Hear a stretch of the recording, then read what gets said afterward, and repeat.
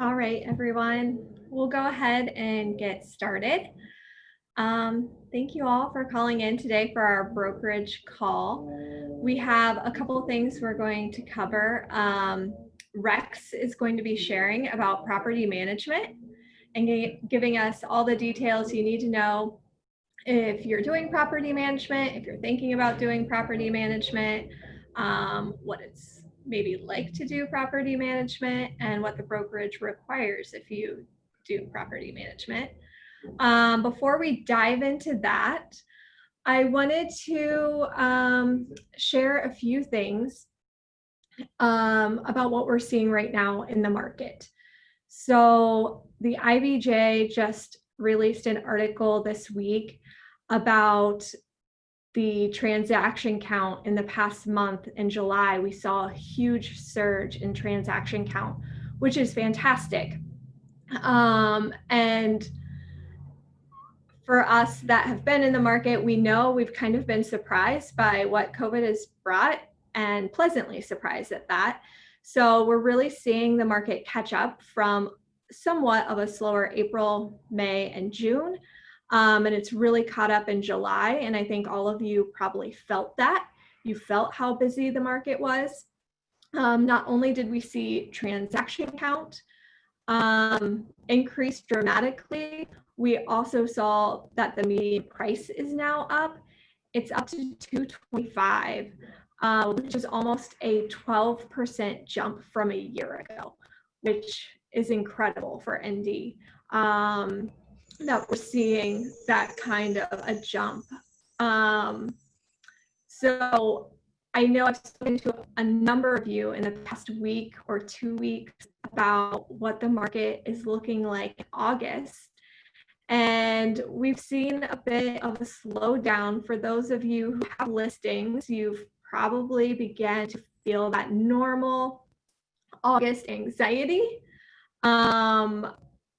We are seeing, I did a quick poll from Showing Times based on the week-to-week transaction showing activity that we saw in July. We are down about 25 to 30% in showings week over week here in August, which we're feeling that. It always makes us nervous. 8 years in, I still get anxious this time of year. But I think it's important to take a breather. Last month was crazy busy. As a brokerage, we doubled the number of transactions we saw past July over the July last year. So good job, you guys. Take the breather that you're getting now, because we typically see that October is incredibly busy too. I would say Rex and I were talking about this the other day. October generally is in the top 3 of months for us when we're talking about transaction count. So really enjoy the breather while you have it. It's our normal back to school slowdown. I know we were all kind of unsure if we'd see it this year, seeing how the months have kind of shifted on us as far as busyness and what we typically see in the market. But this is a good sign. Things are normal, right? So we're seeing a normal August, which means we'll probably see a very normal September and October. Transaction count is up for September. I think as a brokerage, we have doubled our transaction count from last September as of today. And I know myself, I still maybe have a few pendings that I can get in here for September. So just keep going. Don't get discouraged. Speak with your sellers if you have listings about how we typically see this slowdown in August, and don't let it freak them out too much. It's normal, and we all expect that we're going to see things return here in the next few weeks after everyone gets back to school. Rex, anything you want to jump in and note on that front before you start talking about property management? Jess, you were breaking up a little bit there as I was listening. Can you say that one more time? Oh, I said, did you want to chime in on what we saw in July as far as the huge increase in transaction count Mm-hmm. or our typical August slowdown before you jump into property management? I would reiterate what you said there. I mean, July was extremely strong.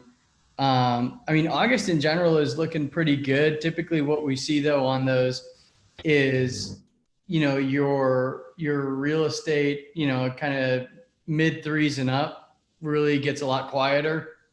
So a lot of if we look at kind of the average of what we're selling and we cut out the outliers, that's going to go down a tick typically in our, in our August timeframe. Several of you, have, listings out there right now that are in, let's say the fours to the, seven figures. And it's not uncommon for, this time of year, end of July through August, to have, those seller clients, going, hey, what are you doing to sell my property? What's it like? What's going on? And if you have 1 to 2 showings on a property like that in that time frame, it starts to get kind of, you're like, man, did have I fallen off the wagon here? What's happened? Well, what's happened is everybody's finishing up vacation, everybody's getting their kids into school. This is a time where people put kind of those proactive next steps on pause for a variety of reasons. And then it seems like we get on the other side of Labor Day and the hammer drops and we're off to the races. So if you're losing any sleep right now over, some of your listings that aren't quite getting the traction you thought they would, just remember that this is a time of year where it's not too surprising to have some thin traffic. And I'd encourage you to just check in and keep communicating with your seller clients. Even if there's nothing new to report, just get with them, tell them what you're seeing in the market. What I'm looking at within the, let's say 4 mile radius of downtown is an uptick in inventory coming on in that, again, mid 300 up range over what we've seen, as a standard clip in the 90 days past, and a decrease in the amount of pendings and close in that time. It will come back. But I think the more we communicate and just stay on the front of it, as opposed to kind of going silent and crossing our fingers and hoping, just would somebody please come see this house and love it and buy. The more we communicate, the better position we're going to be with our clients on that. And without fail, we hit this time every year.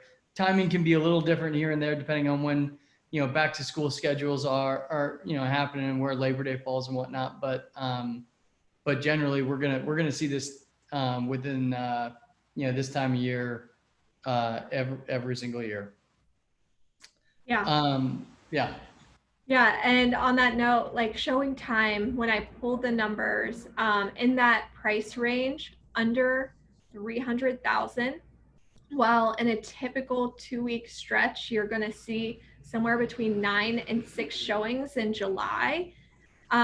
We're seeing just 4 over the past 2 weeks. Yep. So your sellers are feeling that. Talk to them.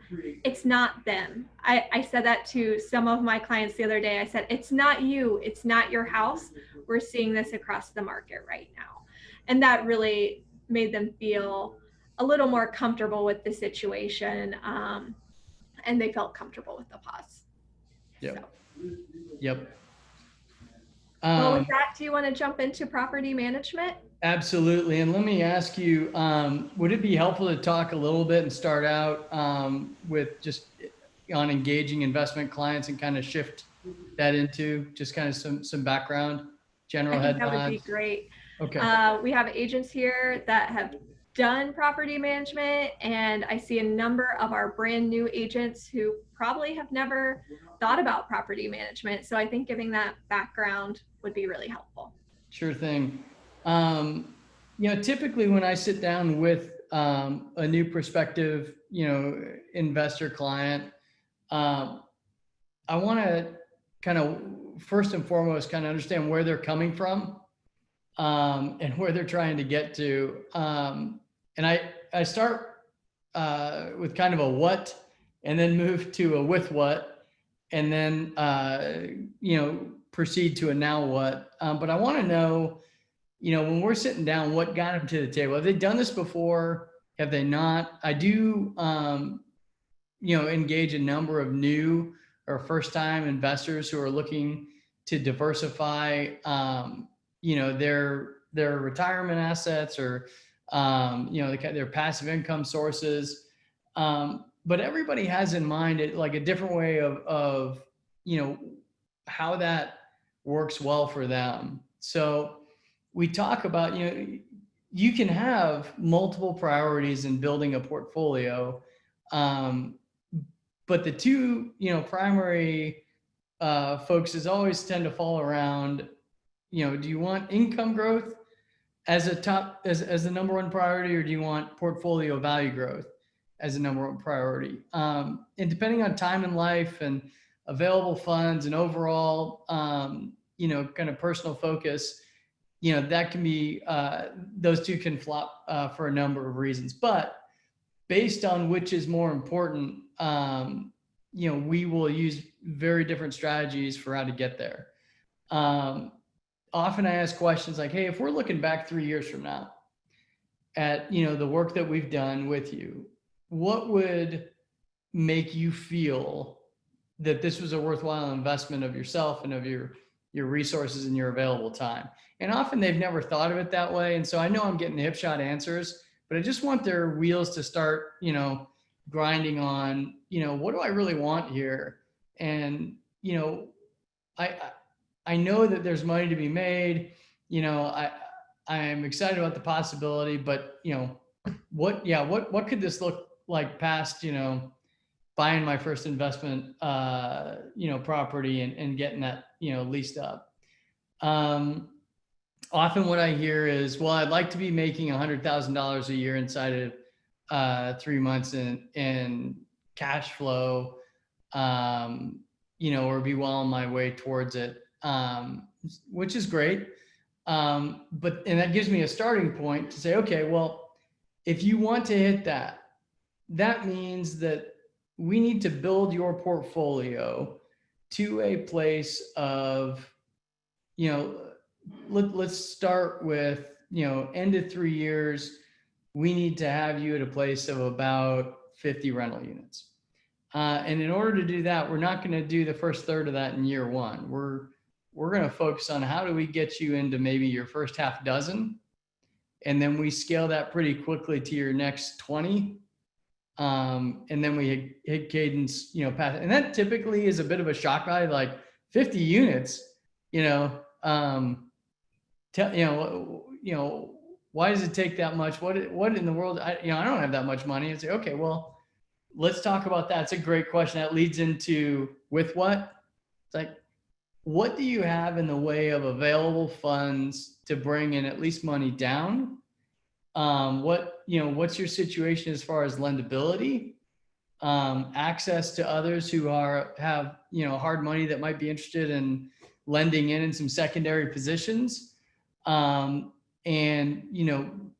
let me help build out and take those pieces, and let's look at an overall strategy for helping you acquire the real estate that you want, and then being able to evolve the lenders on that so that we can keep your cash as liquid as possible, your most expensive money, which is typically going to be your hard money from individual lenders, moving at the tip of the spear as much as possible, and then bringing in commercial lenders and what's called, bulk mortgage packages, which is where you might take anywhere from 3 to 10 properties, package them all together in one large mortgage.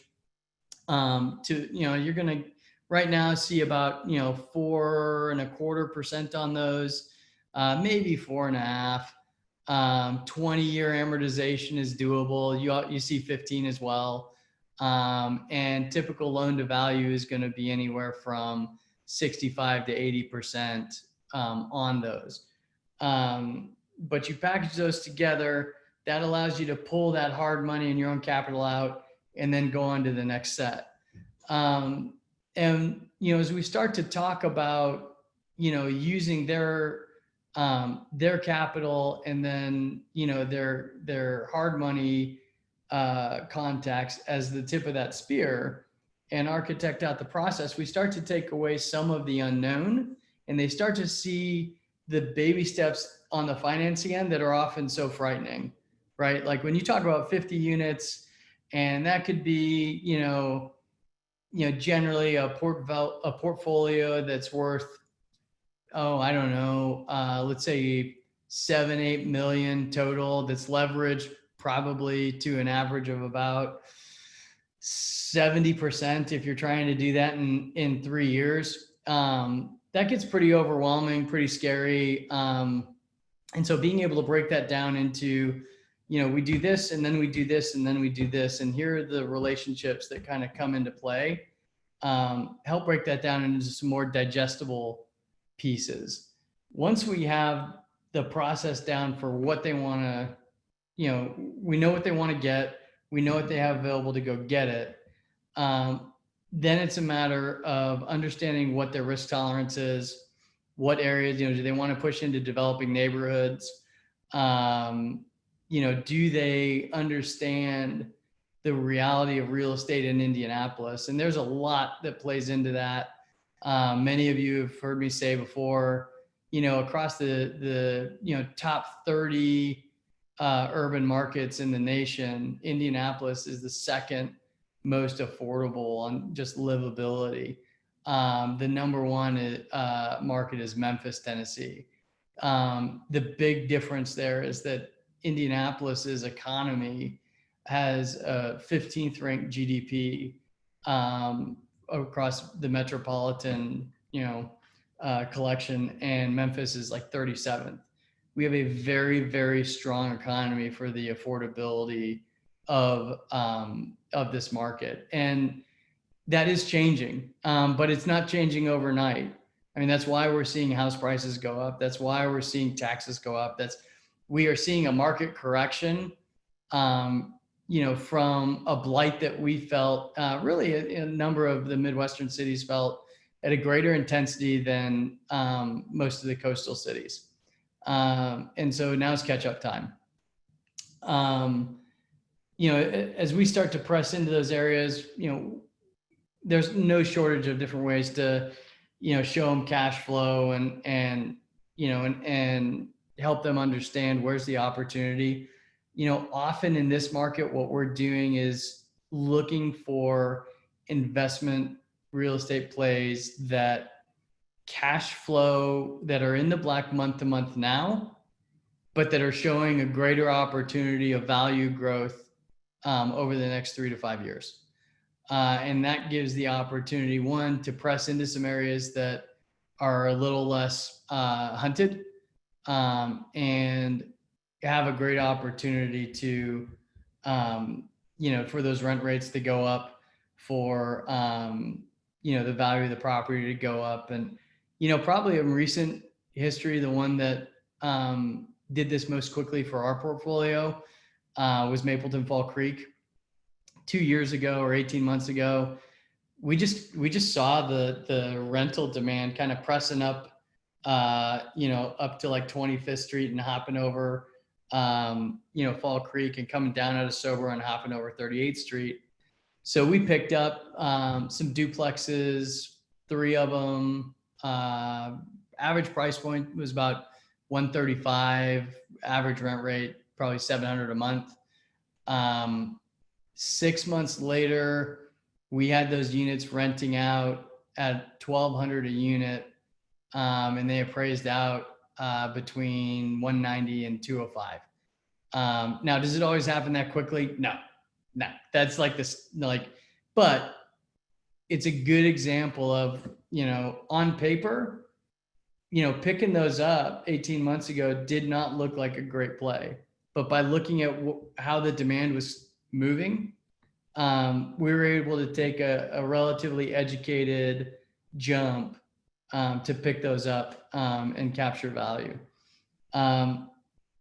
Once we start helping them build a portfolio, right, a lot of these clients either don't live here in the area, so they can't be on the ground to address issues, or they just have better things that are in line with their passions and expertise that they need to be given the best hours of their day to. And nothing will burn somebody out like trying to, side hustle a growing real estate portfolio and getting calls at 2 a.m. that a toilet's clogged, or someone's locked themselves out of their house, or the furnace went out in February. I know all this from very painful personal experience. So having an infrastructure within property management to take that relief and being able to cost effectively work that into the cash flow is a great way to continue to aid a client and evolve that relationship. And, we built that out within our firm primarily because we needed it for ourselves. It was just, I think we got up to about that 50 unit range, and it just wasn't sustainable to continue to hustle and handle the one-off calls. What we realized was if we're going to build that for ourselves, we may as well make that available for third-party clients. We had a demand there. We had excess capacity that we could dedicate within that to it. What we immediately did is then looked at, where does property management typically fail? And honestly, property management typically fails within the realm of communication. The communication to the owners and appropriate expectation setting and onboarding, the communication to tenants and helping them understand the rules of engagement and how to communicate an issue or a need, and what to expect as far as response timelines and addressing those needs, often are pretty murky.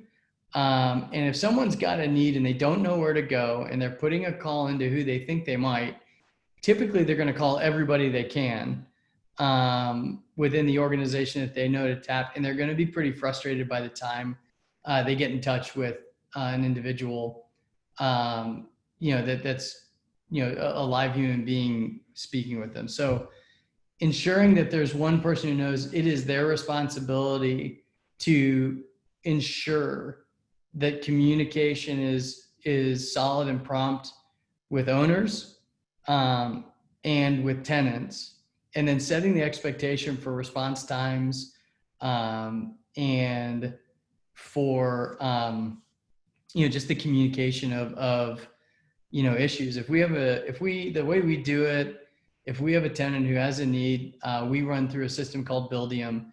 They can enter that into the system. That goes to whichever one of our maintenance staff is assigned to that property. They are going to follow up that day to set expectation on when they're going to be on the ground to address the issue. And the tenant can rank that like, this is a livability issue, or this is a request or maintenance issue.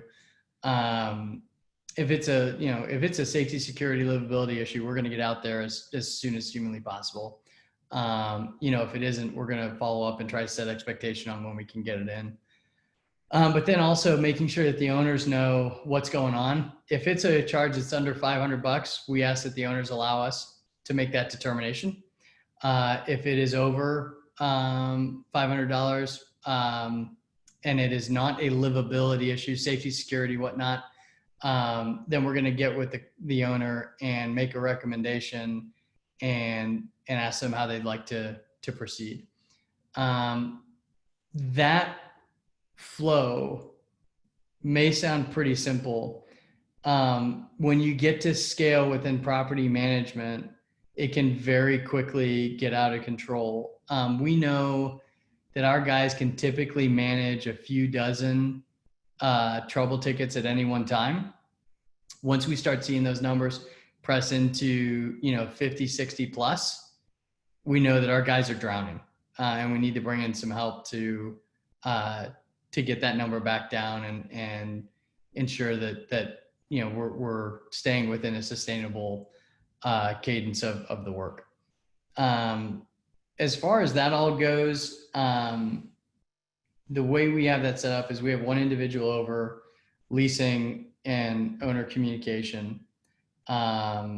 He is effectively the customer service interface to the stakeholders. Then we have an operations group that's on the ground, and their job is to make sure that we are maintaining the properties, that information and updates are getting back into the reporting infrastructure so that tenants and owners can stay updated on what's happening, and then that they're engaging that work in ways that are with reasonable consideration to the tenant. So we don't want to send a maintenance guy in to address a non-essential issue at 8:30 on a Sunday evening.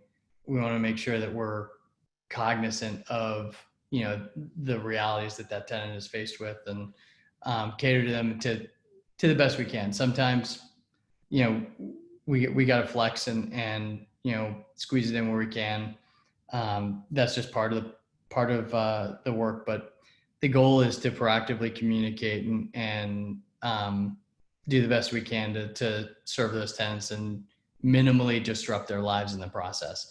Ideally, for our management, for our owners that we manage, we want them to be able to sit back and collect checks, so that they're not consumed with, hey, what's going on? And we want them to be able to see at the end of a month, all right, what came in, and we don't want them to be asking questions about, well, what was this charge? What was that charge? How did this, so setting expectation, even if you're doing lawn mowing, well, every month isn't the same. You may have 3 mows in one month. You may have 6 in another.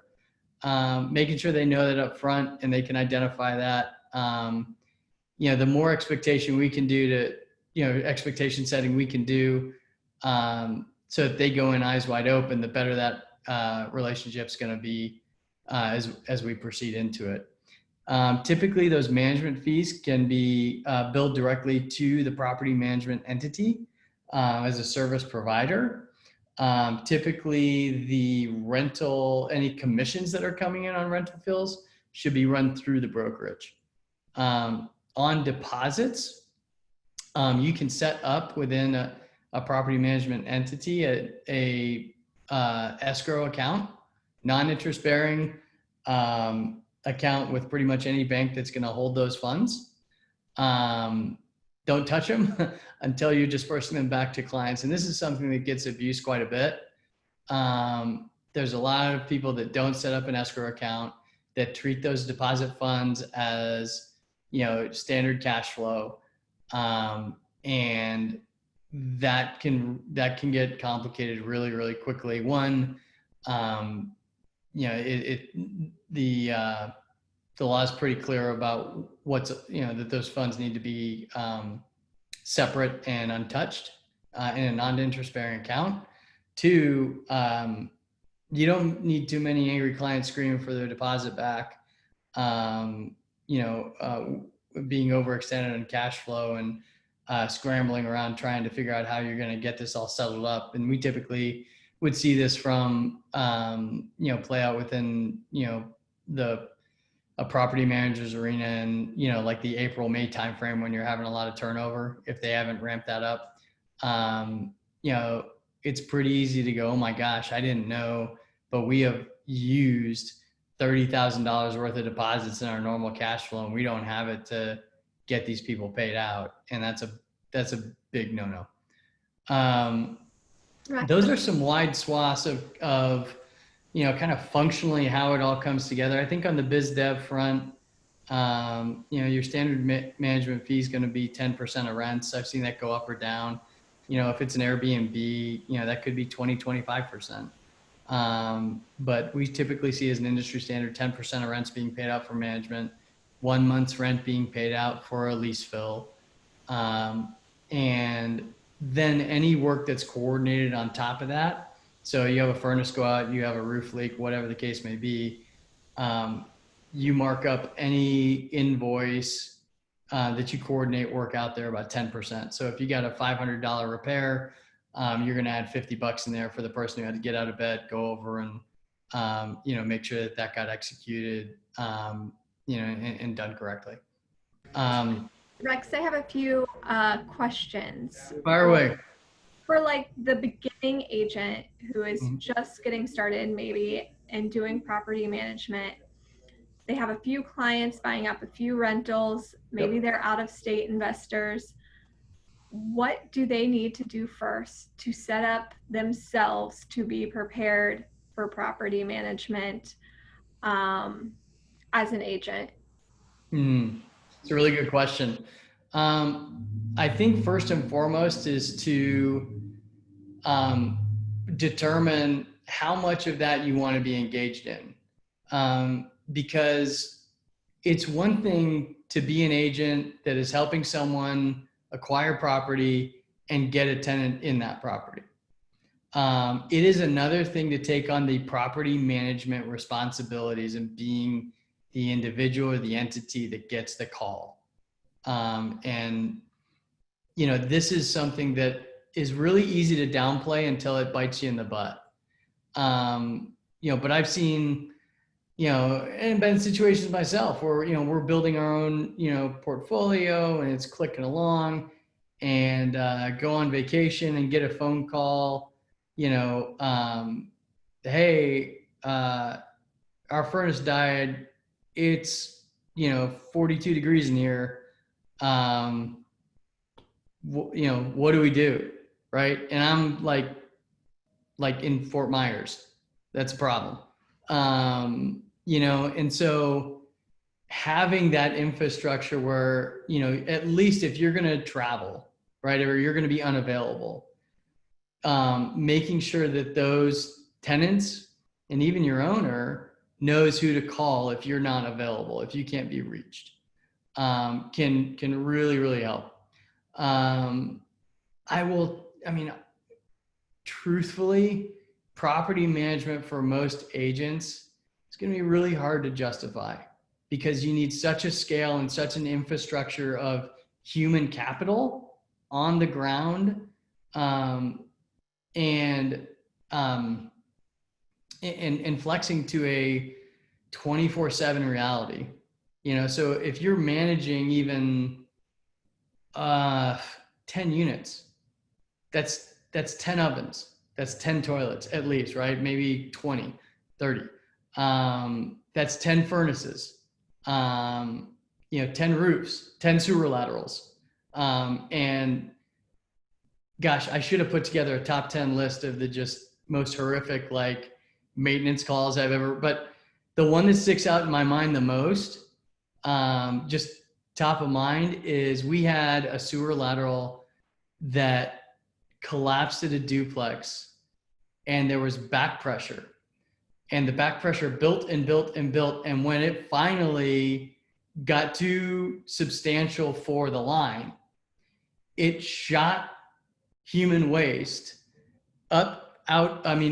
All the drains, and the worst one was the second floor toilet that shot sewage to the ceiling of the bathroom. And I was in LA. I got a picture text from my dad going, I'm not doing this. I don't